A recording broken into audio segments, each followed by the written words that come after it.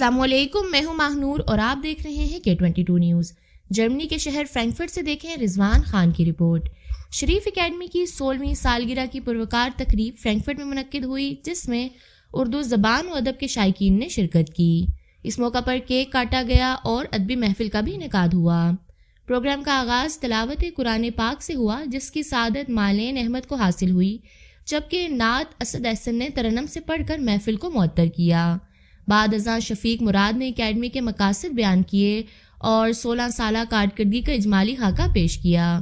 ماہنور احسن نے نظم پیش کی، اسد اللہ طارق نے اپنا مضمون پیش کیا، جبکہ احسن راہی نے تاریخ میں مرد کا کردار اور اس کے دنیا میں اثرات پر گفتگو کی۔